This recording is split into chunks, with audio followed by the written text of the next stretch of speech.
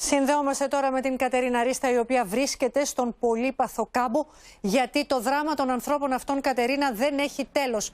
Κινδύνεψε η ζωή τους αρχικά, έχασαν τις περιουσίες τους στη συνέχεια και τώρα αγωνιούν για την υγεία τους. Έζησαν τα δύσκολα, τώρα ζουν τα δυσκολότερα. Είναι σαν να έχει πέσει βόμβα. Εγώ νομίζω ότι βρίσκομαι σε τριτοκοσμική χώρα και όχι στο κάμπο, όπως είπες, Μάρα. Εγώ σίγουρα δεν βρίσκομαι στην καρδίτσα εδώ. Τι να σου πρώτο πω? Να σου πω εδώ για τους καναπέδες που έχουν βγει έξω από τον χήμαρο. Να σου πω για τα ρούχα δεξιά εδώ που έχουν απλώσει οι άνθρωποι. Να σου πω εδώ για τα σεντόνια. Να σου πω για τις καρέκλες. Ό,τι και να δεις εδώ έχει μετατραπεί σε σκουπίδι. Αυτό εδώ, όλα αυτά εδώ έχουν αγοραστεί με υδρότα. Αυτοί οι άνθρωποι έχουν δουλέψει και τώρα έχουν μετατραπεί σε σκουπίδια όλα αυτά που βλέπεις. Τα αγοράσανε δουλεύοντας στα χωράφια για ώρες. Χωράφια πια δεν υπάρχουν.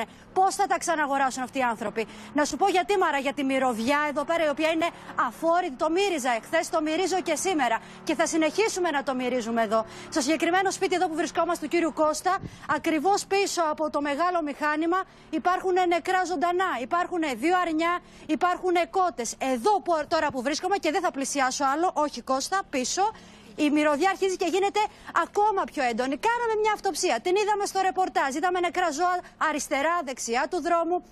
Πήρα λοιπόν να ρωτήσω, αυτά τα ζώα θα μαζευτούν? Διάβαζα εχθές ένα δελτίο τύπου από το Υπουργείο Αγροτικής Ανάπτυξης, το οποίο έλεγε ότι θα βγουν κλιμάκια στους δρόμους, θα μαζέψουν τα νεκρά ζωντανά και υπεύθυνος για την επίβλεψη θα ήταν ο Αντιπεριφερειάρχης Θεσσαλίας, ο κύριος Απόστολος Μπίλης. Τι κάνει λοιπόν λογικά ένας δημοσιογράφος? Παίρνει τον κύριο Μπίλη και τον ρωτά, πείτε μου σας παρακαλώ, ήρθανε τα κλιμάκια? Η απάντηση που πήρα, φυσικά και ήρθανε. Πολύ ωραία. Πού πήγανε αυτά τα ζωντανά? Πού τα μεταφέρατε? Δεν ξέρω. Πολύ ωραία. Καθόλου ωραία. Ποιος ξέρει λοιπόν? Ο Δήμαρχος. Αθάνατο ελληνικό χάος. Τι κάνεις επόμενο βήμα? Προφανώς και παίρνεις τον Δήμαρχο, τον κύριο Σακελαρίου. Τον παίρνεις αρκετές φορές γιατί δεν απαντάει στο πρώτο τηλεφώνημα. Το σηκώνει λοιπόν ο κύριος Σακελαρίου. Πείτε μου σας παρακαλώ, έχουν έρθει τα κλιμάκια να μαζέψουν? Γιατί εγώ σήμερα κινούμαι στην περιοχή και δεν έχω δει κάποιος να μαζεύει. Και βάζω μια ανωτελεία, συγγνώμη, κρατήστε το εδώ που έμεινα.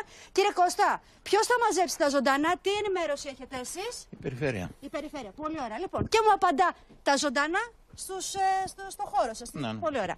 Ο κύριος Αγγελέου λοιπόν μου απάντησε λοιπόν ο άνθρωπος ότι τα ζωντανά μέσα στις γειτονιές είναι μια ιδιαίτερη διαδικασία. Λέω, τι εννοείται είναι μια ιδιαίτερη διαδικασία? Θα πρέπει λοιπόν ο κόσμος, μου λέει, μόνος του να τα μαζεύει τα ζωντανά και να ανοίγει τάφρους και να τα πετάει μέσα. Και εδώ λοιπόν θέλω να σταθούμε και θα διαβάσω εγώ ακριβώς το δελτίο τύπου το οποίο διάβασα εχθές, το οποίο αναφέρει η συλλογή και η μεταφορά τους γίνεται με την εφαρμογή συγκεκριμένων υγειονομικών κανόνων. Δεν ξέρω αν έχει υγειονομικούς κανόνες και ποιους κανόνες ακριβώς αυτός ο άνθρωπος, ο οποίος ταλαιπωρήθηκε από την πλημμύρα και ήταν περίπου 10 ώρες πάνω σε μια ταράτσα για να μην πνιγεί μαζί με τα παιδιά του. Ο ίδιος άνθρωπος λοιπόν που τώρα καθαρίζει το σπίτι από τη βρωμιά και δεν έχει γάντια ούτε μάσκα γιατί δεν του έχουν μείνει άλλα.